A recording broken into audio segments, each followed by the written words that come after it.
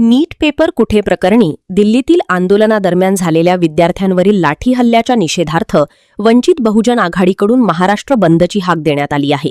या पार्श्वभूमीवर सांगलीमध्ये वंचित बहुजन आघाडीकडून बंद पुकारण्यात आला आहे। सांगली बंदसाठी वंचित बहुजन आघाडीकडून सांगली शहरांमधून रॅली देखील काढण्यात आली। शहरातल्या मारुती रोडसह मुख्य बाजारपेठेतून वंचित बहुजन आघाडीच्या कार्यकर्त्यांकडून जोरदार घोषणाबाजी करत बंदची हाक देण्यात आली। शहरातल्या डॉक्टर बाबासाहेब आंबेडकर पुतळ्यापासून ही रॅली काढत पुकारत लाठी हल्ल्याचा निषेध करत केंद्रीय मंत्री धर्मेंद्र प्रधान यांनी राजीनामा द्यावा अशी मागणी करण्यात आली आहे। जय भीम।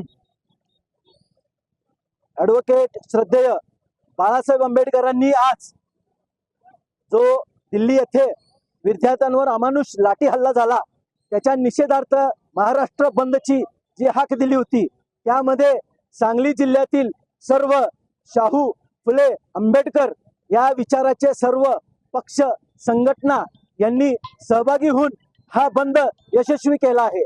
आज आपण बघितलं असाल की सांगली येथील मुख्य बाजारपेठ, गणपती पेठ, हर्बट रोड ह्या सगळ्या एरिया लोकांनी उत्स्फूर्तपणे याच्यामध्ये सहभागी होऊन बंद केला आहे। आज आपण ह्या फेरी काढत असताना आम्हाला असं लक्षात आलं की लोकांच्या मध्ये प्रचंड मोठ्या प्रमाणामध्ये या कृतीच्या विरोधात असंतोष आहे आणि म्हणून आम्ही इथून सांगलीतून यांचा राजीनाम्याची मागणी करत आहोत आणि त्याचबरोबर हे सरकार पूर्णतः या विद्यार्थ्यांचं प्रोटेक्शन करण्यासाठी कुठंतर फेल गेला आहे, म्हणून नरेंद्र मोदी सरकारचा पण राजीनामा मागत आहोत। त्याचबरोबर महाराष्ट्राचे मुख्यमंत्री देवेंद्र फडणवीस यांनीही या मोर्चावरती विद्यार्थ्यांवर जो हल्ला झाला त्याचं समर्थन केलंय, त्याचाही आम्ही निषेध करत आहोत।